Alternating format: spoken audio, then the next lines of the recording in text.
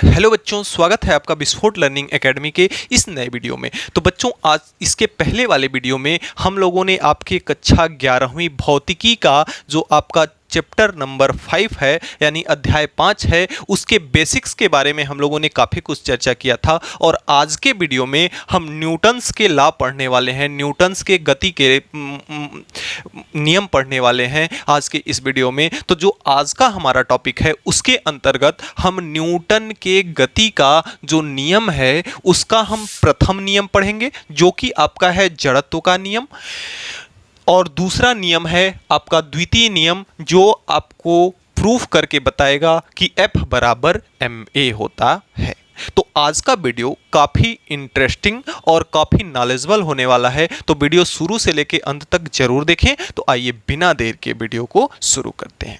तो बच्चों, आज का जो हमारा टॉपिक है वह है गति के नियम, जिसका हमारा फर्स्ट टॉपिक होगा प्रथम नियम। सबसे पहले हम किसको पढ़ेंगे? गति के प्रथम नियम को। तो थोड़ा सा मैं आपको पिछली क्लास को रिवाइंड अप करा दूं कि हमने किसका अनुप्रयोग पढ़ा था? गैलीलियो का अनुप्रयोग पढ़ा था। गैलीलियो का अनुप्रयोग। गैलीलियो के अनुप्रयोग में हमने काफ़ी कुछ सीखा था। क्या क्या सीखा था? गैलीलियो ने एक अपना जो प्रयोग किया था उसमें कुछ लास्ट में आपका प्रयोग कुछ इस प्रकार से था कि यह कुछ डिग्री पर इसको आनत तल रखा गया था और यहाँ से एक बाल को यहाँ से क्या किया गया था? छोड़ा गया था। तो जब यहाँ से बाल छोड़ा गया था, चूंकि यह सतह कैसी थी? घर्षण रहित थी।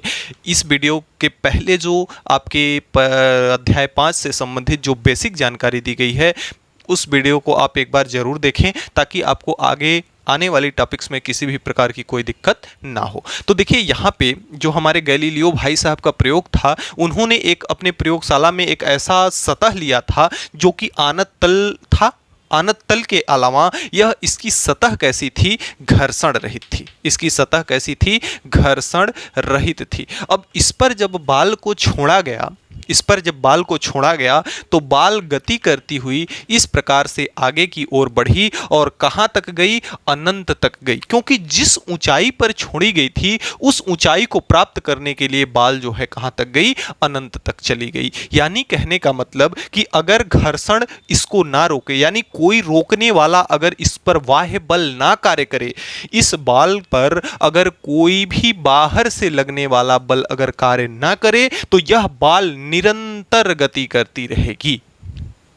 फिर से एक बार कि अगर इस बाल को यहां से छोड़ा जाता है तो गैलीलियो के अनुप्रयोग से यह स्पष्ट हो गया कि अगर इस बाल को यहां से छोड़ा जाता है तो यह बाल तब तक गति करती रहेगी जब तक कि कोई बाहर से बल आकर के इसको रोक ना दे, जैसा कि घर्षण बल हमेशा करता है, जो कि विरोधाभास का कार्य करता है।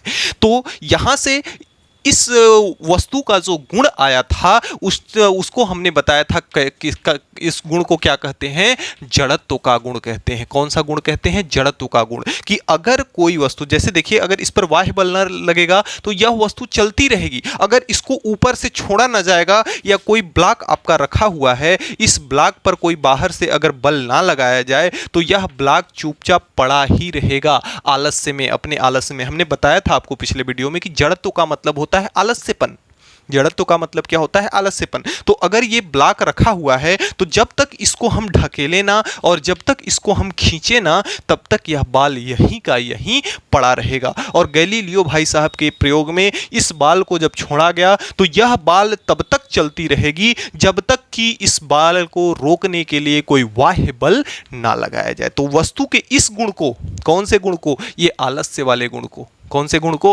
आलस्य वाले गुण को, या इसके निरंतर चलने वाले गुण को हम कौन से गुण का नाम देते हैं? जड़त्व का गुण कहते हैं। क्या कहते हैं? जड़त्व का गुण कहते हैं। तो हमारे न्यूटन भाई साहब ने थोड़ा सा चीटिंग तो की ही, हालांकि चीटिंग क्या की, उन्होंने अपने इसको जो गैलीलियो का अनुप्रयोग था, इस अनुप्रयोग की सहायता से एक व्यवस्थित क्रम दिया, फिजिक्स के अंतर्गत एक व्यवस्थित क्रम दिया, जिसको इन्होंने किसके अंतर्गत रखा? न्यूटन के गति के प्रथम नियम के अंतर्गत रखा। अपने गति के प्रथम नियम के अंतर्गत रखा, किसको? गैलीलियो के अनुप्रयोग को। तो हमने आपको जो जड़त्व बताया, इसी जड़त्व का जो गुण है, इसी की व्याख्या इन्होंने अपने पहले नियम में की करी है। तो आइए देखते हैं, न्यूटन के गति का पहला नियम लिखते हैं, फिर उसके बाद एक बार और समझते हैं।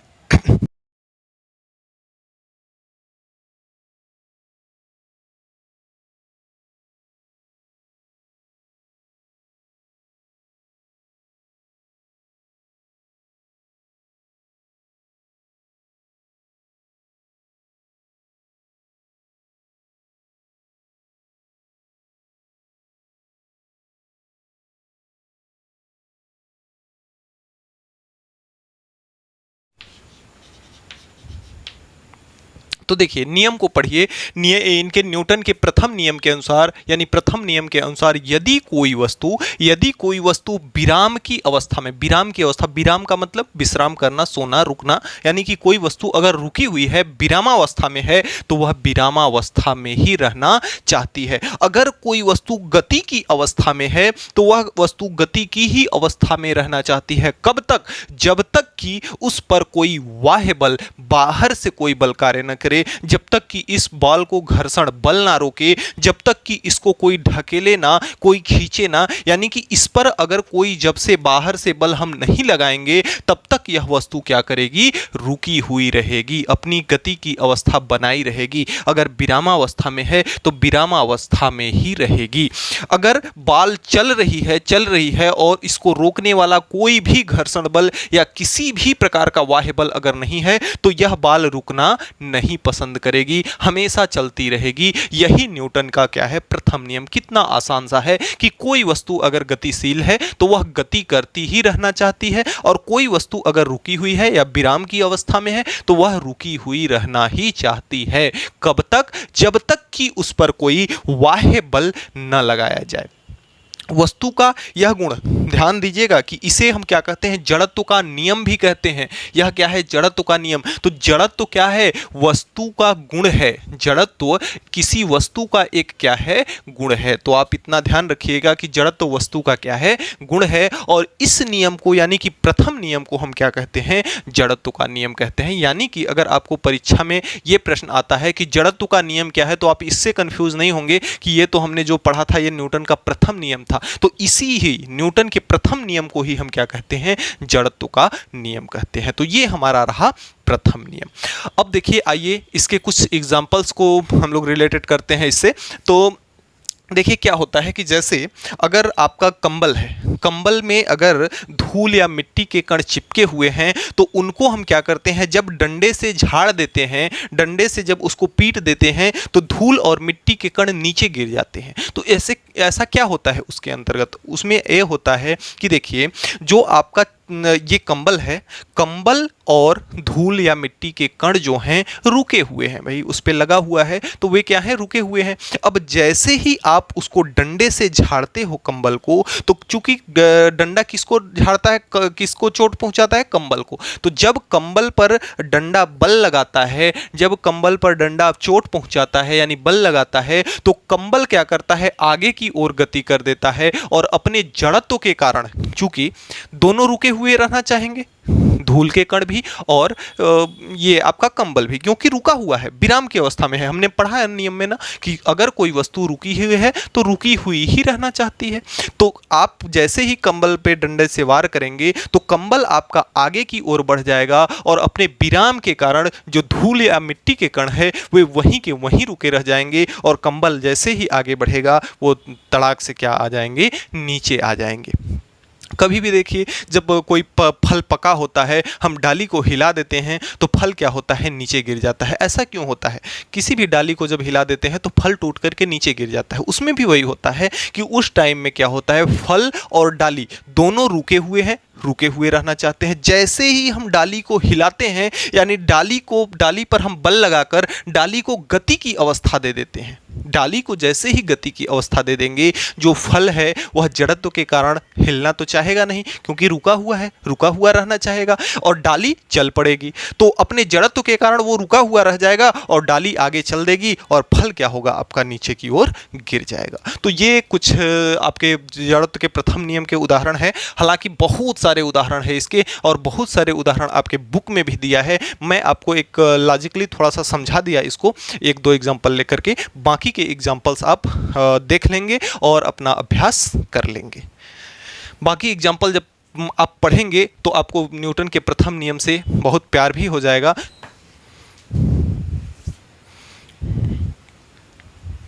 अब देखिए, इसमें दो प्रकार का जड़, तो यहां से अगर इसको थोड़ा सा और इसके अंदर जाएं, इसके डीप में जाएं, तो यहां पे हमें दो चीज और देखने को मिलेगा। एक नंबर 1 क्या है, एक तो आपका हो जाएगा विराम का जड़त्व, विराम का जड़त्व। तो विराम का जड़त्व क्या है? देखिए, विराम का जड़त्व वह है, इसमें वस्तु की दो कंडीशन है। इस नियम के अंतर्गत वस्तु में दो कंडीशन है। एक तो वह अपनी स्थिति को बनाए रखेगी, अगर विरामावस्था में है तो वह अपनी स्थिति को बनाए रहेगी। और दूसरा क्या है कि जब वस्तु गतिशील है तो वह गति करते ही रहना चाहेगी। तो यहाँ पे देखिए, ये विराम की अवस्था में है तो यह विरामावस्था बनाए रखना चाहेगी। तो वस्तु का वह गुण जिसमें वह अपनी विराम अवस्था को बनाए रखने का प्रयत्न करती है। जैसे अगर इस पर हम थोड़ा सा बल लगा दें, इतना बल लगाएं कि ये टुकड़ा खिसक ना सके, तो भी यह वस्तु हिलेगी नहीं अपने विराम के कारण, अपने विराम के जड़त्व के कारण। तो वस्तु का वह गुण जो कि वस्तु को विरामावस्था में बनाए रखने का प्रयत्न करता है, वह क्या कहलाता है? विराम का जड़त्व। दूसरा क्या है? गति का जड़त्व, गति का जड़त्व। अब देखिए, गति का जड़त्व क्या है। देखिए, यह बाल अगर चल रही है, तो चूंकि अगर यह तो घर्षण रहित है तो तब बाल नहीं रुकती है। अगर घर्षण इस पर है तो भी बाल यहीं आकर के नहीं रुक जाएगी। कितना भी घर्षण इसमें लग जाएगा लेकिन बाल यहां नहीं रुकेगी। बाल अगर घर्षण लगता तो बाल यहां पर जाकर के आपकी रुकती। कहने का मतलब कि यह अपने क्षमता, इसके अंदर जितना क्षमता है, जैसे यह टुकड़ा कब तक नहीं हिला कि जब तक यह अपने भार के हिसाब से तब तक प्रयास किया, तब तक ना हिलने का प्रयास किया जब तक कि इसके भार के हिसाब से बल ना लगाया गया।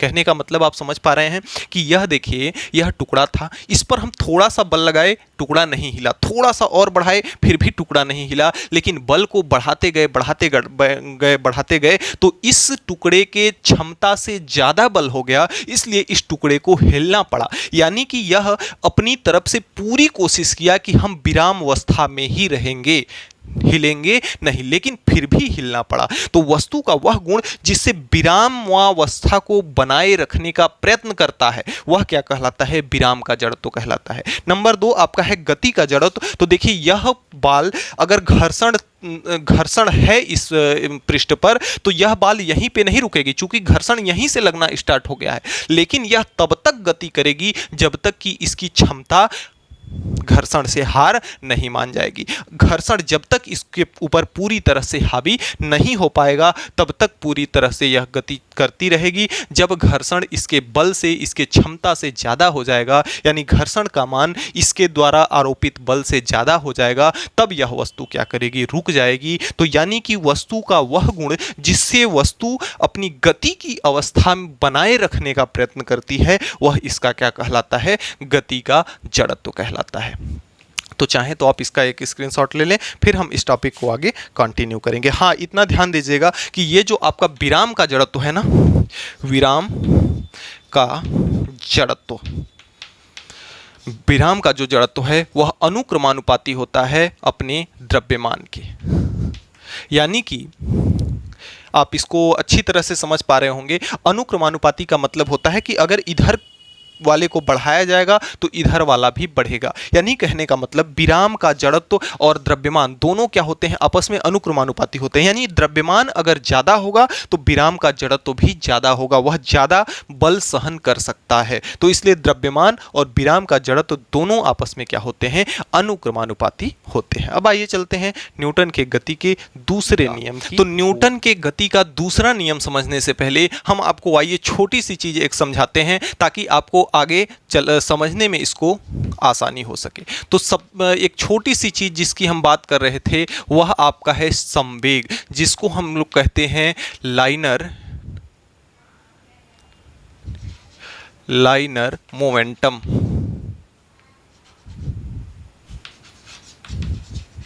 लाइनर मोमेंटम, तो देखिए लाइनर मोमेंटम यानी संवेग क्या होता है।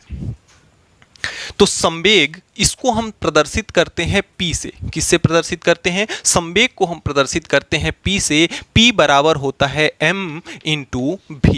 तो इसकी अगर हम ऐसे जनरल तौर पर परिभाषा करें, जनरल तौर पे परिभाषा इसकी बनाएं तो m का मतलब होता है द्रव्यमान, तो द्रव्यमान और गुणा v का मतलब क्या होता है, वेग। द्रव्यमान और वेग, तो किसी भी वस्तु के द्रव्यमान और वेग का क्या गुणनफल क्या कहलाता है, संवेग कहलाता है। द्रव्यमान और वेग का गुणनफल क्या कहलाता है, संवेग कहलाता है। अब आइए इसको हम थोड़ा सा आपके दैनिक जीवन के एग्जाम्पलों से रिलेटेड करके समझाते हैं कि जैसे यहां पर आपका कोई साइकिल इस प्रकार से है,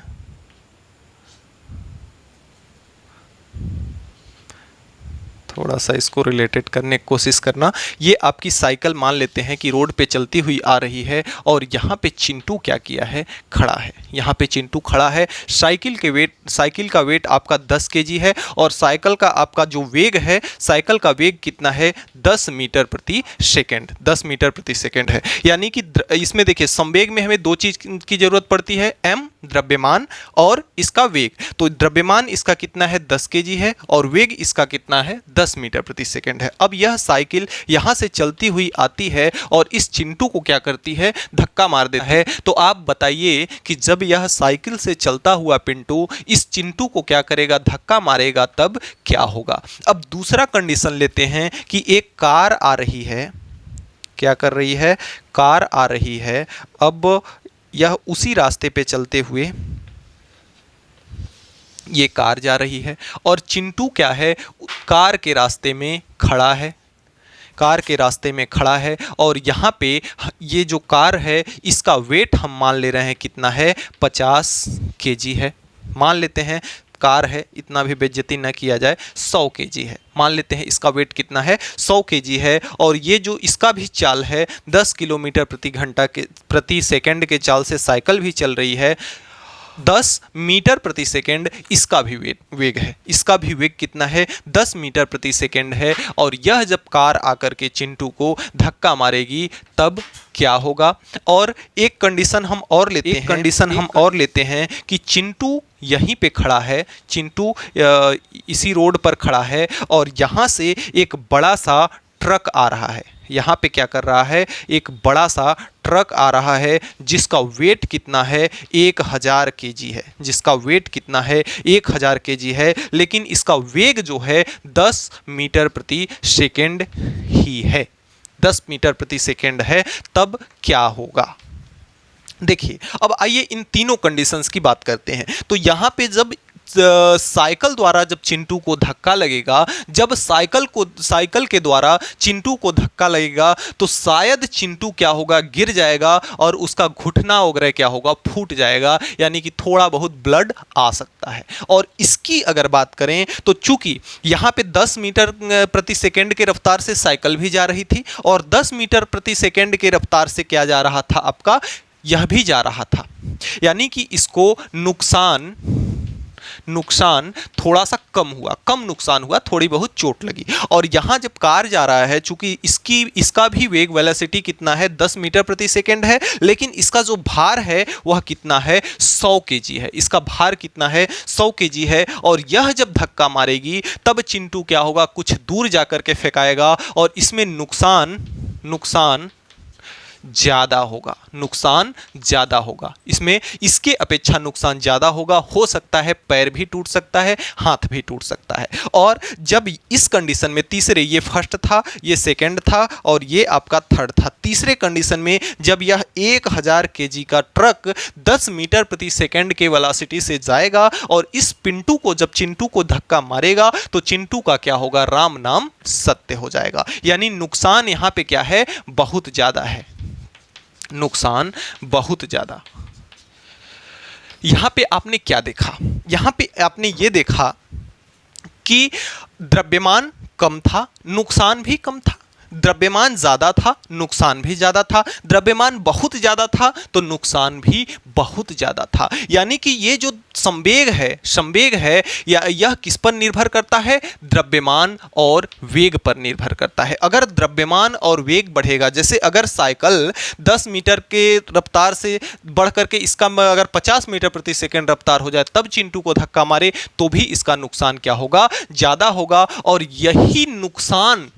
यही नुकसान क्या कहलाता है, संवेग कहलाता है। यही नुकसान क्या कहलाता है, संवेग कहलाता है। तो मैंने आपको शुद्ध देसी भाषा में बताया है कि संवेग क्या होता है। देखिए यहां द्रव्यमान और वेग दोनों को बढ़ा सकते थे आप। द्रव्यमान और वेग बढ़ा, नुकसान बढ़ा। द्रव्यमान और वेग कम था, नुकसान कम था। द्रव्यमान और वेग बहुत ज्यादा बढ़ा, नुकसान बहुत ज्यादा हुआ। यानी कि यह नुकसान क्या है, यही क्या है, संवेग है। क्योंकि द्रव्यमान और वेग को बढ़ाने पर नुकसान बढ़ रहा है और द्रव्यमान और वेग को घटाने पर नुकसान क्या हो रहा है, घट रहा है। और द्रव्यमान और वेग ही तो आपका है संवेग।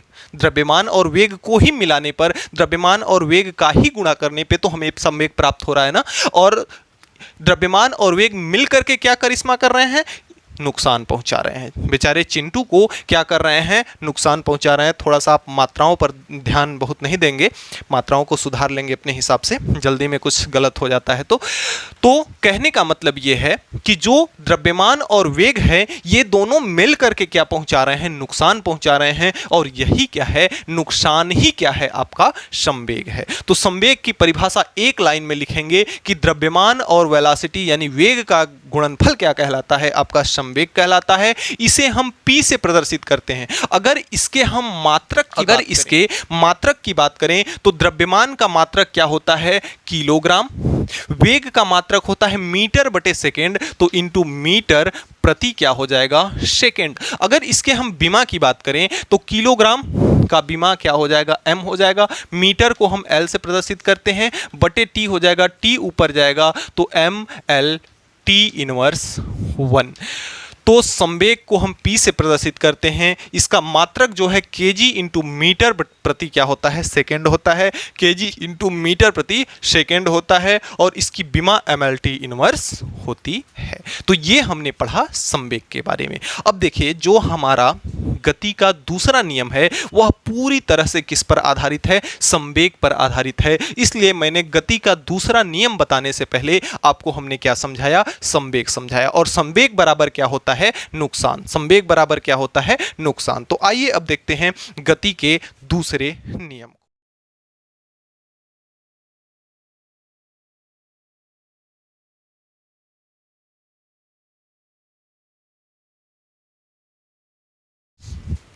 तो देखिए न्यूटन के गति के दूसरे नियम का पहले सेंटेंस पढ़िए, उसके बाद हम बारी बारी से न्यूटन के गति के दूसरे नियम को हर एक स्टेप को एकदम बेसिक के साथ सहज सरल और आसान भाषा में समझाएंगे। तो देखिए न्यूटन का गति का दूसरा नियम क्या कहता है, किसी वस्तु के संवेग परिवर्तन की दर। देखिए इस नियम का एक एक शब्द जो है आपका अर्थफुल है, इसलिए आप ध्यान से पढ़िएगा। किसी वस्तु में संवेग परिवर्तन की दर उस पर लगने वाले बाह्य बल के क्या होता है, अनुक्रमानुपाती होता है। संवेग परिवर्तन की दर उस पर लगने वाले बाह्य बल के अनुक्रमानुपाती होता है। यही आपका है गति का दूसरा नियम और यहीं से आपका आने वाला है F बराबर ma। यानी इस पार्ट का हम फर्स्ट डेरिवेशन करेंगे जिसमें हम ये प्रूफ करेंगे कि बल बराबर क्या होता है, द्रव्यमान इंटू त्वरण। तो आइए समझते हैं। देखिए, संवेग परिवर्तन की दर उस पर लगने वाले बल के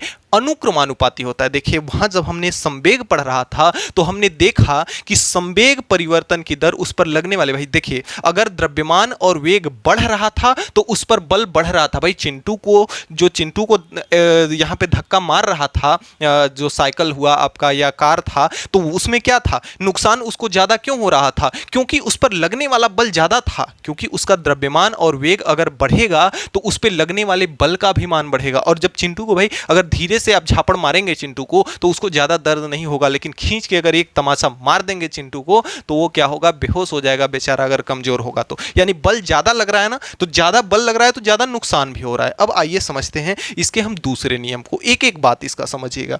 संवेग परिवर्तन की दर, किसी वस्तु के संवेग परिवर्तन की दर, संवेग परिवर्तन हो रहा है, यानी दो प्रकार का संवेग है, प्रारंभिक और अंतिम संवेग परिवर्तन की दर। जहां पर कहीं पे भी जहां परिवर्तन की बात आए, परिवर्तन, जहां पे भी परिवर्तन का जिक्र अगर कर दे तो वहां तुरंत आपके दिमाग में चलना चाहिए अंतिम माइनस प्रारंभिक, अंतिम माइनस प्रारंभिक। एक एक बात को आप ध्यान से सुनते चलिएगा कि जहां कहीं भी फिजिक्स के अंतर्गत जहां कहीं भी अगर परिवर्तन शब्द आपको दिख जाए तो वहां तुरंत आप ये समझेंगे कि परिवर्तन का मतलब होता है अंतिम माइनस प्रारंभिक। दूसरा, जहां पे बात करें की दर, जहां पे बात करें की दर, तो आप वहां पे तुरंत ये समझ जाइएगा कि समय से भाग देना है, समय से भाग देना है। दो चीजें हमेशा आप फिजिक्स के अंतर्गत याद रखेंगे कि जब कभी भी परिवर्तन बोलेगा तो अंतिम माइनस प्रारंभिक, जब कभी भी परिवर्तन बोलेगा तो तुरंत आप उसका मतलब समझेंगे अंतिम माइनस प्रारंभिक, और जब कभी भी बोलेगा की दर तो आप तुरंत समझेंगे कि क्या करना है, समय से भाग देना है। अब आइए देखते हैं क्या कहता है संवेग परिवर्तन की दर। तो मान लेते हैं कि जो प्रारंभिक संवेग है, प्रारंभिक संवेग बराबर मान लेते हैं कि P1 है, इसको हमने माना के रूप में लिख रहे हैं ना, माना है। और अंतिम संवेग क्या है, अंतिम संवेग मान लेते हैं कि किसी वस्तु का जो अंतिम संवेग है वह कितना है, 2 है। इसको बकायदा आप लैंग्वेज के रूप में लिख लीजिएगा कि माना किसी वस्तु का प्रारंभिक संवेग P1 है और अंतिम संवेग क्या है। इसी में एक चीज और ऐड कर लीजिएगा कि प्रारंभिक वेग को हम किससे प्रदर्शित करते हैं, u से प्रदर्शित करते हैं, और अंतिम वेग को हम किससे प्रदर्शित करते हैं, v से प्रदर्शित करते हैं। प्रारंभिक वेग को u से और अंतिम वेग को v से। तो आप लैंग्वेज के रूप में बकायदा लिखेंगे कि माना किसी वस्तु का प्रारंभिक वेग u है और अंतिम वेग क्या है, v है, और उस वस्तु का प्रारंभिक संवेग P1 है और अंतिम संवेग क्या है, P2 है, और उस वस्तु का द्रव्यमान क्या है, m है। भाई वस्तु है अगर कोई तो उसका कुछ ना कुछ तो द्रव्यमान होगा ना, तो वस्तु का द्रव्यमान m, प्रारंभिक वेग u, अंतिम वेग v, और उसका संवेग, प्रारंभिक संवेग कितना है, P1 है, और अंतिम संवेग कितना है, P2 है। हमने सूत्र में पढ़ा है कि संवेग बराबर होता है m इंटू v। इसी सूत्र का हम क्या करेंगे, काम लेंगे, संवेग बराबर द्रव्यमान इंटू वेग।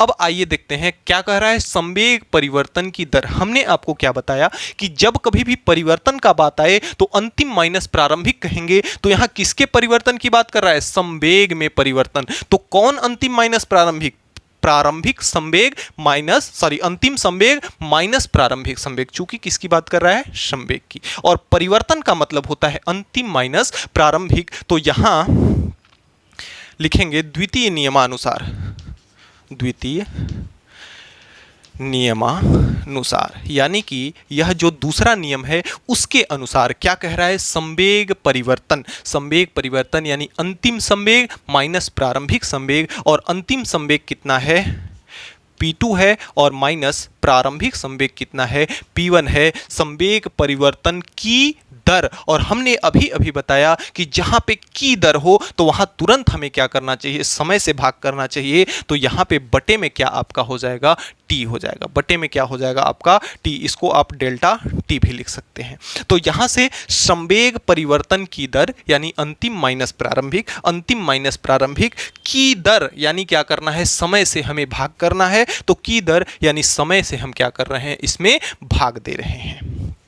यह क्या होता है, उस पर लगने वाले बाह्य बल के अनुक्रमानुपाती होता है। लगने वाले बाह्य बल के क्या होता है, अनुक्रमानुपाती होता है। तो अनुक्रमानुपाती का चिन्ह और एफ।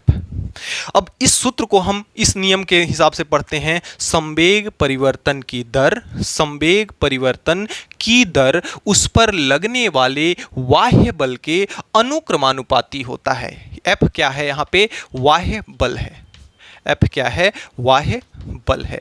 तो देखिए, संवेग परिवर्तन की दर उस पर लगने वाले बाह्य बल के अनुक्रमानुपाती होता है। ये रहा आपका दूसरे नियम के अनुसार। अब देखिए, चूंकि संवेग बराबर होता है mv, तो द्रव्यमान तो बदलेगा नहीं वस्तु का किसी भी कंडीशन में, तो द्रव्यमान तो आपका m ही रहेगा, लेकिन वेग जो है वस्तु का बदल सकता है, जिसमें हमने माना है कि प्रारंभिक वेग u और अंतिम वेग क्या है, v है। तो P2 यानी अंतिम संवेग, तो अंतिम संवेग को हम क्या लिखेंगे, mv। m तो आपका बदलेगा नहीं, v यानी अंतिम के लिए बात कर रहे हैं, और अंतिम में वेग कितना है, v है, तो mv हो गया माइनस P1 यानी कि प्रारंभिक, तो m तो बदलेगा नहीं, p के जगह पे हम p का मान रख रहे हैं, mv, P2 था तो इसलिए mv, P2 का मतलब अंतिम, और अंतिम वेग, चूंकि द्रव्यमान अंतिम हो या प्रारंभिक, m का m ही रहेगा, और वेग आपका बदल रहा है, प्रारंभिक वेग u और अंतिम वेग आपका v है, तो mv। और प्रारंभिक की जब बात करेंगे तो प्रारंभ में वेग कितना है, u है,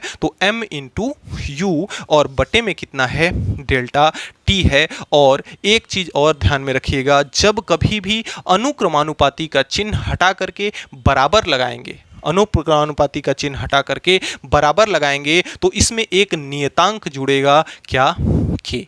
इसमें एक नियतांक जुड़ेगा, तब जाकर के बराबर लगाएंगे, बराबर क्या हो जाएगा आपका f, जहां f क्या है, अनुक्रमानुपाती नियतांक, अनुक्रमानुपाती नियतांक, अनुक्रमानुपाती नियतांक है। अब देखिए, इस अनुक्रमानुपाती नियतांक का, इस अनुक्रमानुपाती का सीजीएस पद्धति में, सीजीएस पद्धति में k बराबर आपका होता है 1। सीजीएस पद्धति में k बराबर आपका 1 होता है, ये फैक्ट है। यानी अनुक्रमानुपाती नियतांक सीजीएस पद्धति में हमेशा क्या होता है, 1 होता है, सीजीएस और एमकेएस पद्धति में। अब देखिए, इसका मान अगर 1 हो जाएगा तो यहां से f बराबर क्या आ जाएगा, एम भी माइनस एम यू बटे डेल्टा टी। अब इसको मैं रफ कर दूं, मिटा देता हूं। अब देखिए, यहां पे m यहां भी है, m यहां भी है, तो m को हम क्या कर सकते हैं, कॉमन ले सकते हैं। तो जब कॉमन ले लेंगे, यहां पे आपका f है, m को बाहर निकाल देंगे, तो यहां बचेगा आपका v माइनस यू, और बटे में क्या बचेगा, डेल्टा t, इतना बचेगा। अब देखिए, v क्या है, अंतिम, और u क्या है, प्रारंभिक वेग। अंतिम वेग माइनस प्रारंभिक वेग, अंतिम माइनस प्रारंभिक जहां पे भी आएगा वहां पे हम क्या समझेंगे, परिवर्तन। हमने अभी बताया था ना कि जहां पे परिवर्तन रहेगा वहां पे आप समझेंगे कि क्या है, अंतिम माइनस प्रारंभिक। जहां पे अंतिम और माइनस प्रारंभिक रहेगा उसे आप समझेंगे परिवर्तन, और जहां भी परिवर्तन का जिक्र होगा उसे समझेंगे अंतिम माइनस प्रारंभिक। तो यहां पे क्या है, अंतिम, भी क्या है, अंतिम वेग, u क्या है, प्रारंभिक वेग, यानी अंतिम माइनस प्रारंभिक है, यानी यहां परिवर्तन हो रहा है किसमें, वेग में। भी वेग है, अंतिम वेग, u क्या है, प्रारंभिक वेग, यानी है तो है तो भी वेग है ना, तो वेग में परिवर्तन, चूंकि अंतिम माइनस प्रारंभिक, इसलिए यहां हो जाएगा वेग में परिवर्तन। और f बराबर m, और वेग में परिवर्तन का मतलब डेल्टा, और डेल्टा का मतलब होता है परिवर्तन, तो डेल्टा का मतलब परिवर्तन, और बटे में डेल्टा t, बटे में क्या हो जाएगा, डेल्टा t, m इंटू। अब देखिए, वेग परिवर्तन बटे समय, वेग परिवर्तन बटे समय क्या कहलाता है, वेग परिवर्तन बटे समय। भाई इसको भी अगर हम यहां सीधा सीधा लिख दें तो अंतिम माइनस प्रारंभिक क्या कहलाएगा, परिवर्तन कहलाएगा। किसका परिवर्तन हो रहा है, अंतिम वेग माइनस प्रारंभिक वेग, यानी वेग में परिवर्तन हो रहा है। वेग में परिवर्तन और बटा में समय, वेग में परिवर्तन बटे समय क्या कहलाता है, त्वरण कहलाता है। क्या कहलाता है?